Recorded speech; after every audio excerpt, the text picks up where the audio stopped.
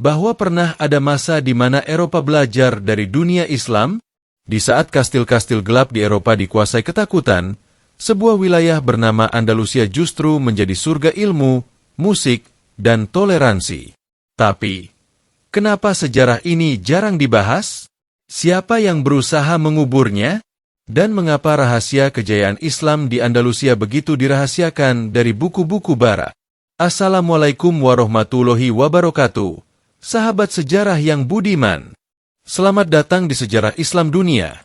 Semoga kalian semua dalam keadaan sehat dan diberkahi dimanapun berada. Kali ini, kita akan mengupas sebuah kisah yang begitu luar biasa tentang peradaban Islam di tanah yang kini disebut Spanyol. Ini bukan sekadar sejarah, tapi sebuah babak kejayaan umat Islam yang sering kali dilupakan, atau bahkan sengaja dihapus dari narasi besar peradaban Barat. Padahal, dari sinilah lahir para ilmuwan, arsitek, filsuf, dan seniman yang menerangi dunia. Jangan lupa klik subscribe dan nyalakan lonceng notifikasi, karena kisah ini akan membuka mata dan hati kita semua, tentang siapa kita, dari mana kita berasal, dan sejauh mana Islam pernah menerangi dunia.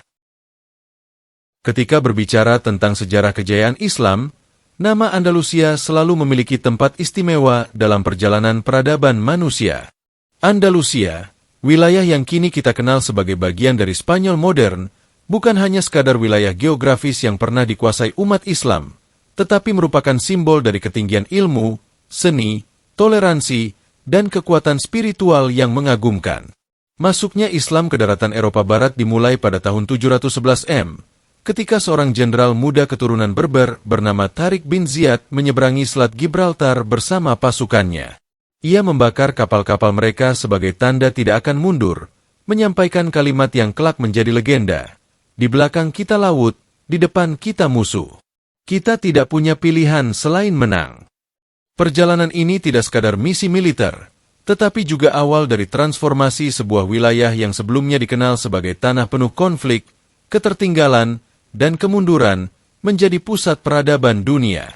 Sebelum kedatangan Islam, semenanjung Iberia yang dikuasai oleh kerajaan Visigot mengalami krisis internal yang mendalam. Rakyat hidup dalam kesenjangan sosial, ketidakstabilan politik, dan tekanan keagamaan yang luar biasa, terutama terhadap komunitas Yahudi dan berbagai sekte Kristen yang dianggap menyimpang oleh kekuasaan resmi.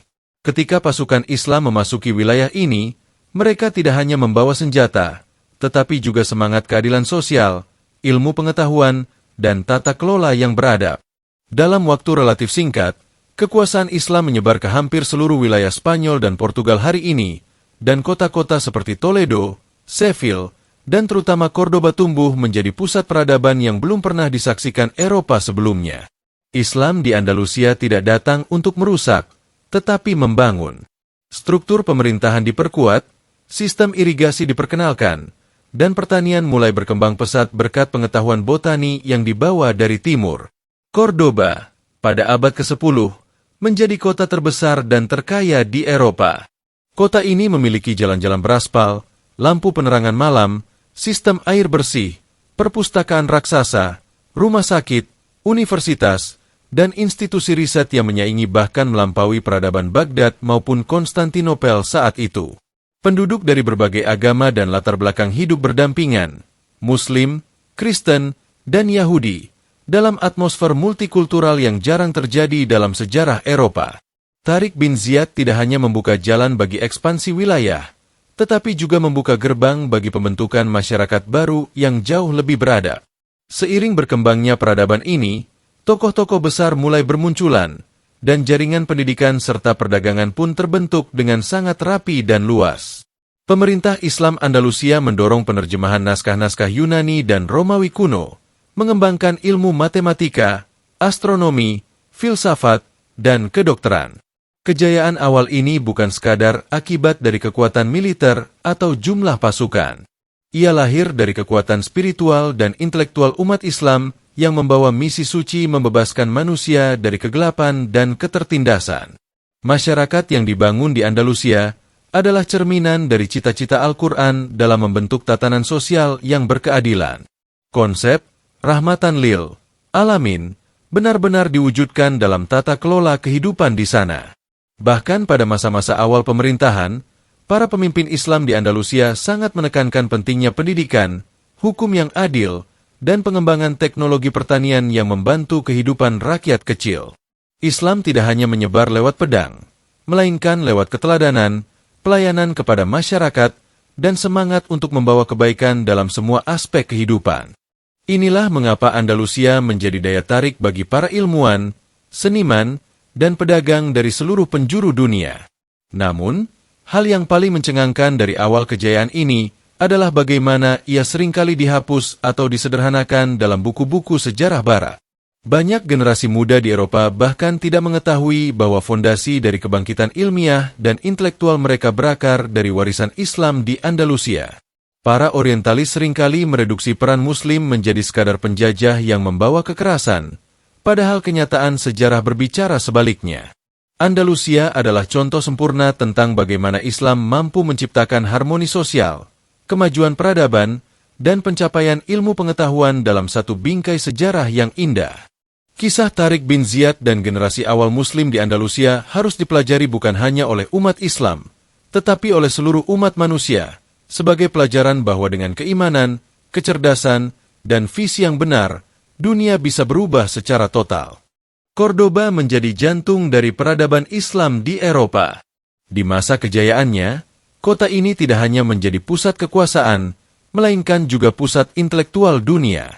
Sementara kota-kota di Eropa lainnya masih diselimuti kebodohan dan peperangan antar kerajaan, Cordoba sudah memiliki jalan-jalan beraspal, sistem saluran air yang canggih, rumah-rumah dengan penerangan, perpustakaan yang menyimpan ratusan ribu manuskrip, dan universitas yang menjadi magnet bagi pelajar dari berbagai penjuru dunia. Universitas Cordoba, Seville, dan Granada mengajarkan ilmu kedokteran, filsafat, matematika, astronomi, hingga seni musik dan sastra. Salah satu tokoh yang tak bisa dilepaskan dari masa ini adalah Ibnu Rushd, Averroes, seorang filsuf dan dokter ternama yang karyanya menjadi referensi para pemikir Eropa di masa Renaissance. Ada juga Ibnu Hazm, dengan mahakarya filsafat cintanya, serta Ibnu Zuhr dan Al-Zahrawi yang menjadi pionir dalam dunia kedokteran dan bedah. Andalusia menjadi bukti bahwa Islam tidak hanya menyebarkan agama, tetapi juga membangun peradaban dengan pendekatan ilmiah dan toleransi.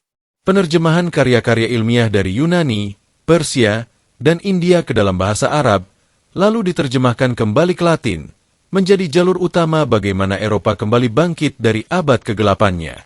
Bahkan, karya-karya ilmuwan Muslim yang lahir di Andalusia menjadi fondasi universitas-universitas terkenal di Eropa seperti Oxford, Bologna, dan Sorbonne.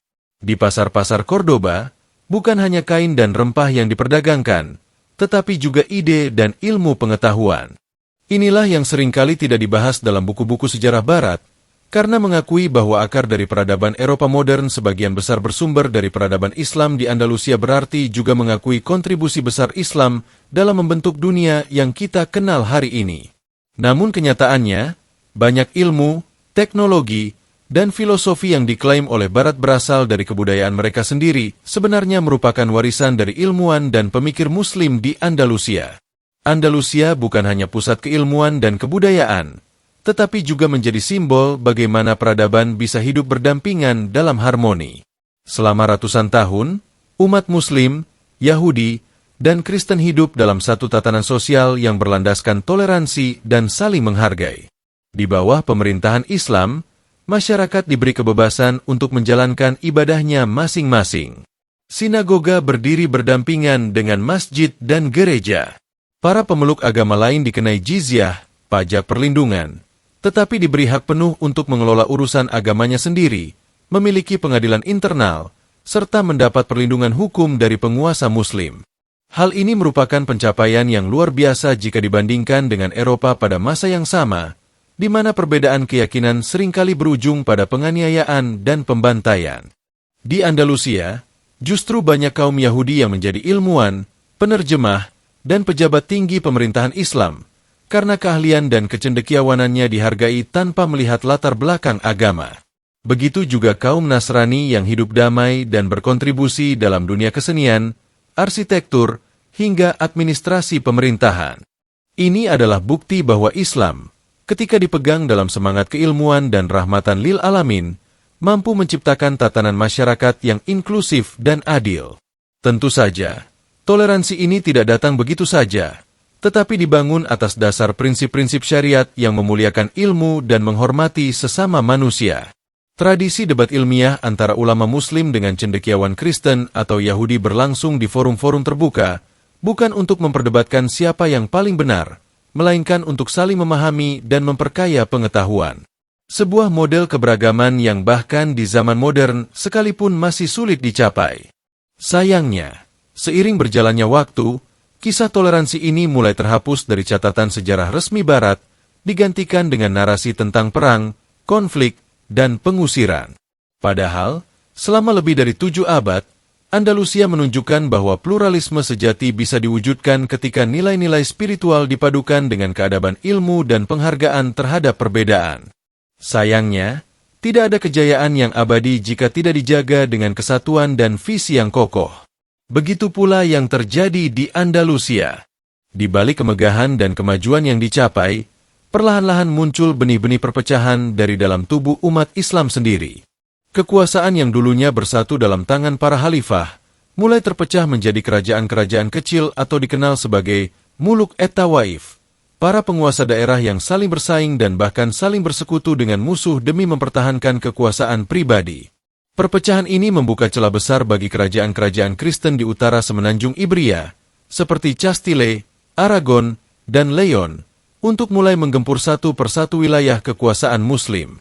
Ironisnya, banyak penguasa Muslim di wilayah Taifah yang memilih untuk membayar upeti kepada raja-raja Kristen demi tetap bertahan sebagai pemimpin, meskipun itu berarti harus mengorbankan umat dan wilayah Islam lainnya. Situasi ini membuat Andalusia terjerumus dalam jurang yang semakin dalam. Konflik internal yang tidak berkesudahan mengikis kekuatan militer dan solidaritas umat. Bahkan, dalam beberapa catatan sejarah, disebutkan bahwa banyak kaum elit di Andalusia yang mulai terpengaruh budaya hedonisme dan lupa terhadap spirit perjuangan dan keilmuan yang dulu menjadi fondasi kejayaan mereka. Sementara itu, pihak Kristen tidak hanya menyerang secara militer, tetapi juga melakukan serangan ideologis dan intelijen, menyusupkan paham-paham yang melemahkan akidah, memecah belah golongan, dan menyebarkan fitnah di kalangan ulama serta tokoh masyarakat. Puncaknya, pada tahun 1085, kota Toledo jatuh ke tangan Kristen, menjadi titik balik besar yang membuat umat Islam kehilangan arah. Seruan untuk bersatu datang dari berbagai pihak, termasuk dari Afrika Utara, dengan masuknya kekuatan Murabitun dan kemudian Muwahhidun, tetapi semua itu hanya mampu menunda keruntuhan. Tembok keemasan Andalusia mulai retak, bukan karena kekuatan musuh semata, tapi karena kelemahan dari dalam. Inilah pelajaran sejarah besar. Ketika umat Islam tidak lagi bersatu dan mengutamakan dunia daripada ukhrawi, maka kejayaan yang dibangun selama ratusan tahun bisa runtuh hanya dalam hitungan dekade. Keruntuhan Andalusia bukanlah kekalahan militer semata, melainkan kegagalan menjaga warisan iman, ilmu, dan persaudaraan. Dan dalam diam, musuh-musuh Islam menyusun strategi panjang, tidak hanya merebut tanah, tetapi juga menghapus jejak peradaban dan menulis ulang sejarah menurut versi mereka. Granada, kota terakhir yang menjadi benteng Islam di Andalusia, pada akhirnya juga harus tumbang setelah sekian abad bertahan dalam tekanan dari kerajaan-kerajaan Kristen yang terus memperluas wilayahnya. Pada tanggal 2 Januari 1492, Sultan Muhammad XII, yang dikenal dalam sejarah Barat sebagai Boabdil, menyerahkan kunci kota Granada kepada pasangan Katolik Raja Ferdinand dan Ratu Isabella, menandai berakhirnya 8 abad kekuasaan Islam di tanah Iberia. Penyerahan ini bukan sekadar peristiwa politik, tapi menjadi simbol hilangnya peradaban Islam yang pernah membawa cahaya ke Eropa. Setelah Granada jatuh, dimulailah babak kelam. Gereja-gereja menggantikan masjid, Al-Quran dibakar, ribuan manuskrip ilmiah dimusnahkan, dan umat Islam yang memilih tetap tinggal dipaksa untuk memeluk agama lain atau diusir dari tanah kelahiran mereka. Inkuisisi Spanyol menjadi alat teror yang menghabisi sisa-sisa budaya Islam dan memaksa para sarjana dan keluarganya melarikan diri ke Afrika Utara dan wilayah lain. Kota-kota seperti Cordoba, Sevilla, dan Toledo, yang dahulu menjadi pusat ilmu dan budaya, berubah menjadi tempat di mana nama-nama Muslim dihapus, arsitektur Islam disamarkan, dan sejarah ditulis ulang agar dunia lupa siapa yang dahulu memajukan Eropa dari kegelapan. Bahkan, generasi setelahnya nyaris tak tahu bahwa revolusi ilmu pengetahuan dan kemanusiaan di Barat berasal dari tangan-tangan para ilmuwan Muslim di Andalusia. Inilah tragedi peradaban, di mana kejayaan bukan hanya dikalahkan, tapi dihapus dari ingatan. Meski begitu, warisan Andalusia tetap hidup dalam bayang-bayang arsitektur, kata-kata Arab dalam bahasa Spanyol, dan inspirasi ilmiah yang diam-diam diadopsi oleh para pemikir Barat. Hari ini, ketika umat Islam menengok sejarah Andalusia, hendaknya bukan hanya untuk berbangga, tapi sebagai bahan renungan, bahwa kemuliaan Islam tidak pernah mati, tapi bisa hilang jika umatnya lalai menjaga persatuan, keilmuan, dan akhlak. Andalusia bukan sekadar kenangan, tapi cermin masa depan, bahwa bila iman dan ilmu disatukan, Islam akan kembali memimpin dunia dengan cahaya, seperti yang pernah terjadi di tanah yang kini disebut Spanyol. Sejarah Islam di Andalusia bukan sekadar kisah tentang kejayaan masa lalu, melainkan cermin kehidupan yang mengajarkan kita betapa pentingnya ilmu, toleransi, dan persatuan. Andalusia adalah bukti nyata bahwa ketika iman berjalan seiring dengan ilmu pengetahuan dan keadilan, maka Islam mampu menerangi dunia, bahkan di negeri yang jauh dari tanah Arab. Namun, ketika umat mulai berselisih, saling berebut kekuasaan, dan menjauh dari nilai-nilai Al-Quran, maka cahaya itu meredup, dan akhirnya padam. Andalusia mengingatkan kita bahwa kejayaan tidak bersifat abadi, dan bahwa warisan sejarah bukan untuk dibanggakan semata, tetapi untuk diambil pelajarannya. Semoga dari kisah ini, kita semua mampu kembali menyalakan lentera ilmu, memperkuat akhlak, dan membangun kembali kejayaan Islam dengan damai dan kasih sayang, bukan untuk menguasai, tapi untuk membawa manfaat bagi seluruh umat manusia. Karena sejatinya, Islam adalah rahmat bagi seluruh alam. Andalusia telah berlalu, tapi semangatnya tak boleh padam. Dan kini, giliran kita untuk menulis sejarah baru, dengan cahaya yang sama.